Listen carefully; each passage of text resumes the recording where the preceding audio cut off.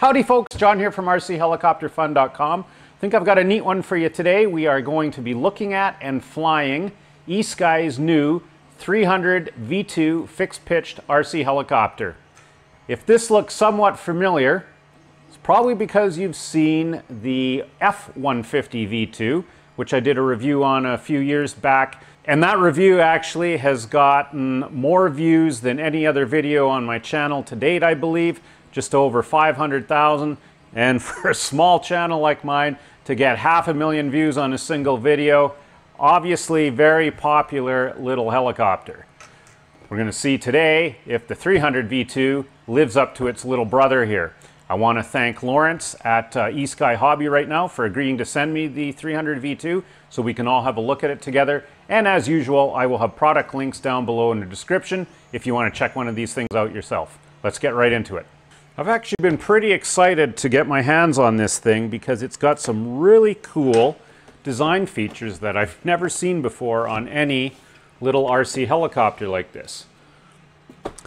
So we get a manual with it. So it's in English, just goes over your basic operation of the helicopter, basic controls.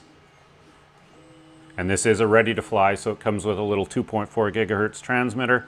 Nice to see a parts listing, of course, for maintenance or when you bust something up. And then we've got Chinese. Now the helicopter itself looks absolutely fantastic. Very F3C style fuselage in the Airwolf color scheme of black and white. But yeah, as a scale helicopter guy and as a fan of F3C fuselages, obviously I'm going to like the looks of this thing. They've gotten rid of the little landing gear that the little F-150 V2 had, the little wheels. These didn't retract or anything, but they're quite fragile and people bust these up pretty easily. So not nearly as hard to break these little finlets that are coming down. And it's a brushed main motor, coreless brushed tail motor, direct drive of course, tri-blade on the tail there. One of the really cool things with this is it's using a belt drive, and that's probably why they're able to get such a skinny profile in here with the belt reduction over having a great big reduction gear for the main mast. And speaking of the main mast, I don't think I've ever seen such a clean exiting job on a fuselage top. They've got the bearing and the hub. It's just beautiful. That is so well done. I can't believe it. And of course, like all of eSky's RC helicopters, they've got this really cool head design where the push rods up to the blade grip linkages, they actually go inside the mast and down through the center of the bearing. So the push rods are really well protected. It's pretty much impossible to bend them or break them because they're so well protected within the mast there. At the end of the video though, we'll open this up and we'll take a look at the guts. We can't really see much in here as it is right now. And another really cool thing with this is the battery change. So you've got this little button screw on the bottom. Just unscrew it and you've got this entire hinged plate at the bottom that houses the battery. And it comes with one little battery here. Just get it out. So it's a little 2S 3200 milliamp hour pack, JST XH balance plug on it. And what's this? A little pH plug, I believe that is. And if you're wondering what the size of the battery is, if you have any small 2S packs that might fit this already, we're looking at about 20 millimeters wide,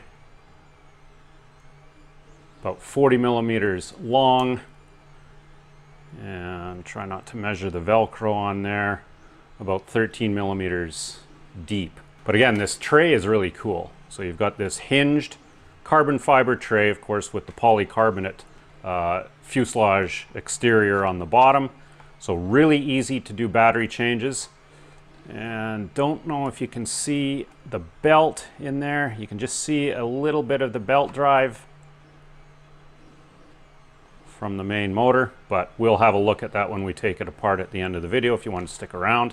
Just a gorgeous looking little micro fixed pitch heli, and that's the other thing that's kind of interesting. When I first saw this, I thought, are you sure it's fixed pitch, not collective? Because it uses a symmetrical rotor blade, just like a collective pitch helicopter.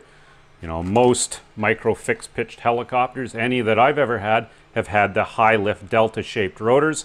They turn at a really low RPM, but they produce lots of lift. So this is going to require a little more power to fly with these blades. It'll be interesting to see if it can handle wind better though, because these are going to be spinning quicker, but because of that, it's probably going to be able to handle a little bit of wind, which most micro fixed pitch helis don't handle at all. We saw in the review of this one, if you just breathe on it wrong, it will drift. Comes with a spare tail rotor blade. Comes with two Phillips screwdrivers, a little 1.5 millimeter Allen key it looks like, some extra Velcro for additional batteries, and we've got two little washers in there. And also comes with a spare set of blades. And these are a carbon composite plastic type blade, nothing special there. And it comes with a USB charger, a 2S USB. Let's get the battery pack charging right now so it's ready to fly by the time we're done going through everything. So little red light comes on when it's powered up. And you just plug the balance plug in to this harness. This is nice soft high flex silicone wire, by the way. Feels really good. So when it's charging, we've got a little green light blinking. So we'll put that aside. And what else do we get in here? Hopefully there's a radio. Yep, and there's the radio. Just a little simple, I imagine 4, might be 5 channel, 2.4 gigahertz eSky radio. Very toy gradish like, but it does the job. Gimbals feel good. No real slop. Your throttle is a little bit loosey-goosey. I'd like to tighten that up a bit. The gimbal ends are adjustable for length, and they are an aluminum gimbal end. So that's something you don't normally see in a little small radio like this. Does it come with any batteries? Nope. 4 AA's, so I'll have to get some of those going as well. Just a quick little size comparison between the F-150 V2 and the 300 V2.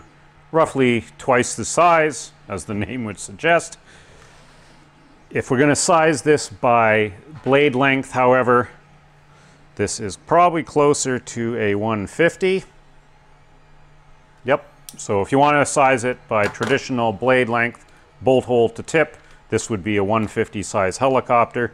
Obviously, they're just multiplying it 2 blades, calling it a 300. You know, marketing stuff. Other thing that I noticed, kind of nice to see, they've actually got little lock nuts on the blade bolts. They're not just threaded into the bottom half of the blade grip into the plastic, which will eventually strip out, come loose, throw a blade. So it's nice to see little captive lock nuts on there. So without the battery, 3.6 ounces, 104 grams. Just put the battery on here, take it off a charge. So total flying weight, 123 grams, 4.3 ounces. We've got our 4 AA batteries in the little transmitter. Just power it on, make sure you're low stick. You have to hold the button in. Once it beeps, you get the little blue LED, it's powered up. Our little LiPo is fully charged here. The little green LED goes solid. Just going to check out how the balance charge was. These USB chargers, anyone who watches my channel here, you know they're hit and miss. I don't like these things at all. Should never be over 4.2 volts, 4.21, 4.22. Not too bad. Certainly seen worse. So yeah, it's a little overcharged, but as long as you use it right away, no big deal. So to put this in, pretty slick. And you just open the little belly tray up. Now there's a little tab here right in front of the screw, and that just prevents you from sliding the battery too far forward and covering the screw. And the little balance plug here, when you put it in the pack, just slide it into this little bracket. and that just keeps it out of the way from flopping around. So they even thought of that. So you just slide that in, push the battery forward to that tab, press it down onto the Velcro, and then we'll Velcro strap it up. Now we'll just plug in our little power plug here. Make sure that this little switch on the top is in the red position. I'll explain why in a bit. I think I said this was a PH plug before. No, it's a JST DS plug. I think they're also called a lossy or a lossy plug. We'll just plug that all the way in.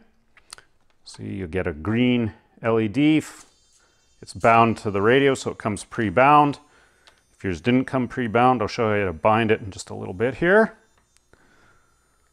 Just button our screw back up. Now, back to that little switch on the top. Because of that whole process, you know, you're moving the helicopter around when you're putting the battery in, plugging it in. They don't want the gyros to initialize when all that movement's going on. The helicopter has to be still and completely level when the gyros are initializing. So what they've done is they've put that little switch there. So after you've got the battery in, the radio's on, everything's good to go, you turn this little green switch on. Now the gyros are initializing. Blue LED is flashing rapidly. Once it stops flashing, gyros are initialized, it's good to go. So there's our cyclic control. See our blade pitch moving. There's our dual rate toggle on the little transmitter here. In the back position, it's in low rates. Forward position is high. Got more cyclic travel here. We'll go over that when we're flying it. And you'll notice if I give it some throttle, it's not going to spool up. That's because we've got this little throttle hold toggle on. It's in the red position. As soon as we take that off, however, the blades will spool up slowly. Okay, not fast or anything, just running at a low RPM. And the reason they do that, this is a trick that a lot of us have been doing for years with our little micro collective pitch helicopters. When we bind them to computerized radios, we make special linear throttle curves where they don't power right off at low stick. And the reason for that is it helps prevent torque-induced tail blowout. When you come down low with a micro fixed pitch heli, a lot of times you get caught in wind or you're in translational lift. You really have to lower the head RPM to start descending. And a lot of times you can lower it right to cut off, so the main rotors will spool right off. You lose cyclic control when that happens, and you also get the tail blowing out because the torque is immediately gone. And then you power up a little bit, you get a torque spike, tail blows out in the opposite direction. So by keeping the rotors at a really low RPM, not completely shutting off at low stick, you help minimize that effect. You can see a little red LED on the tail fin there. It's on both sides. So that's a neat little effect. Now if your eSky 300 V2 didn't come pre-bound, just go through the binding process. It's very simple. Just got to unplug it here.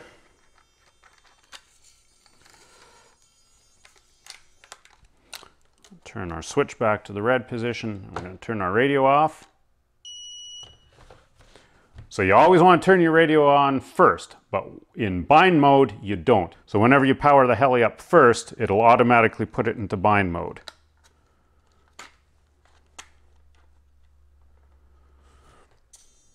And the green LED should start flashing rapidly. There it is, so it's in bind mode now.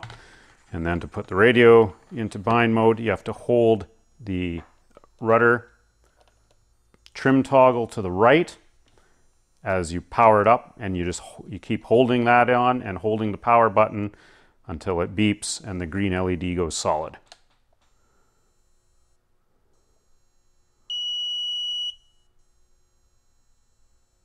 There we go. Oh, I guess we have to turn that on. All bound, ready to go. Let's go flying. Flying the fixed pitched eSky 300 V2.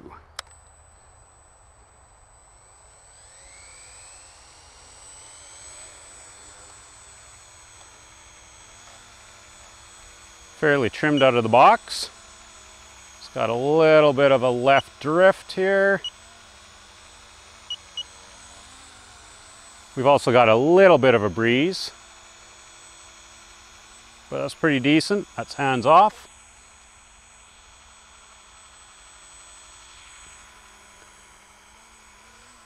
And we're in low rates right now, and for a fixed pitch micro, it's actually got lots of cyclic authority. Feels more like a collective pitch micro in that respect. So those symmetrical blades are definitely giving it more of a collective pitch cyclic authority feel.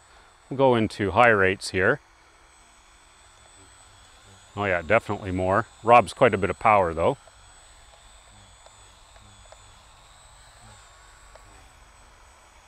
And lift response, it's a fixed pitch heli, so it's fairly vague. It's floaty feeling. I'll give a full power climb out. So that's the kind of power it's got. And then to come back down, you really have to lower the head speed. And you get caught in a little bit of rotor wash, so the cyclic authority gets washed out. But flies really nice. It's self-level, of course. So 3 gyros, 3 accelerometers.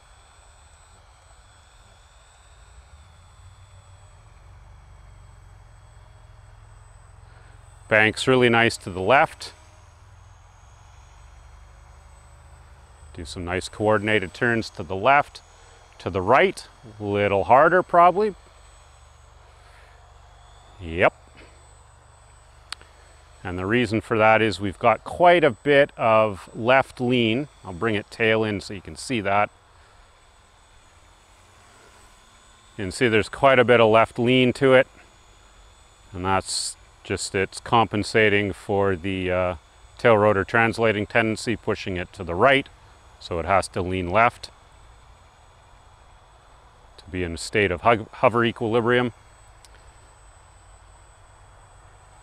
Just want to do that again. It looked like the tail was twitching a little bit. No, not too bad. Do some pirouettes here, see what the pirouette rate's like. Again, this is in high rate. Not too bad. We'll go to the left, or to the right now. So pirouette rate in both directions is fairly consistent. It's not overly fast in one direction and slow in the other. Again, that's left, right. Tail hold is good. I'm just giving it full on and off power, and it's really nice with that RPM of the rotor. It never shuts the main rotor down when you go low stick, so you don't get those big torque spikes. That's quite impressive.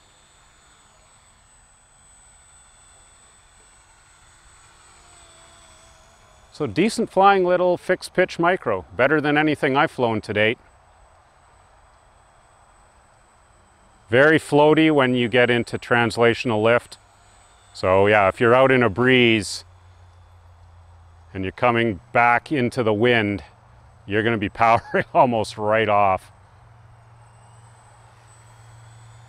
But certainly flyable, and it moves. What I can't get over is how quiet it is. So that little belt drive, that's, you don't get nearly as much gear whine with it.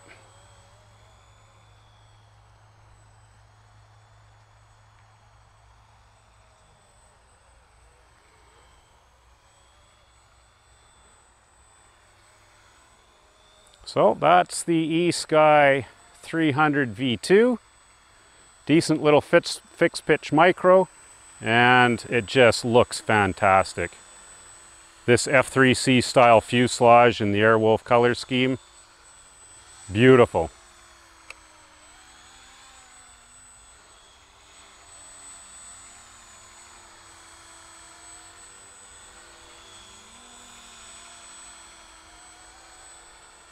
Nice looking little machine. Oh, you can see the red light on the tail fin. You can see it both on the left side and on the right. Adds some fun factor to it. Can never have enough LEDs, right?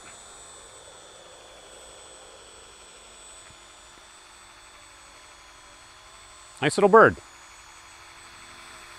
Let's take it inside and take a look inside at the components.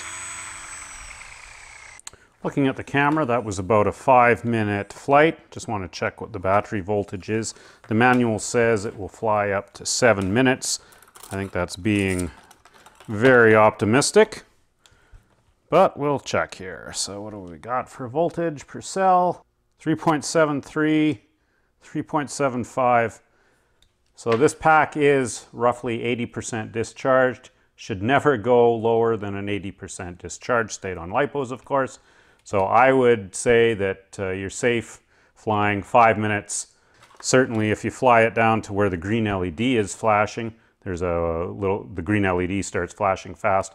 When the battery voltage gets really low, yeah, you're going to be over discharging the pack, and these little guys won't last long. Yeah, so if you want to stick around and see the mechanics inside, I'm going to take it all apart. Like any RC helicopter with a fuselage, there's quite a bit involved in getting it apart. It's a little shield that goes up in the front with these 2 pins that hold the front of the mechanics on. You have to unscrew the belly pan. There's 4 screws there. You have to unscrew the switch, 2 more screws there. You have to take the blade grips off. Blade grips are really beefy, by the way. Make sure you don't lose any of the little spacer washers when you do take them off. Little screws. Nothing had Loctite on it.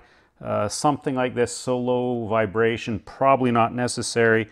I probably, however, would put Loctite on the head axle when I put it back together. I would recommend that. Just make sure you don't put too much on, because it wouldn't take much to get some Loctite wicking into the little bearing there. But as you can see, the blade grips are ball raced, which is good to see. And you have to take all that off so you can fit the head through that little opening. And then there's our mechanics. We've just got 1 set of wires going down to the tail rotor, and that the little LEDs on the fin. And we can just unplug that from the board. And there are the mechanics. Let's have a better look at this. So there's the control board in the back. A lot going on it. There's that little switch, so it's mounted right in the top. This is fiberglass reinforced plastic, it looks like. Actual aluminum frame, side frames. There's our brushed main motor. It's got a heat sink on it. It's got thermal paste between the heat sink and the motor. Okay, so we do have some gearing in here. There is a little pinion gear on the motor. Hopefully we can see that. Which drives another smaller gear, which then drives the belt, which drives the main mast. But that's obviously how they can get all that gear reduction in there, giving it a very thin and skinny profile. So it's certainly a different way to do it. And there you can see the swash plate sandwiched in the frames, well protected, pretty much impossible to break even in the hardest of crashes. This is quite heavy. There's the servo motors, 2 of them on either side, coreless motors, linear servos in there on the front. So certainly a very cool helicopter from a design standpoint. Flies great.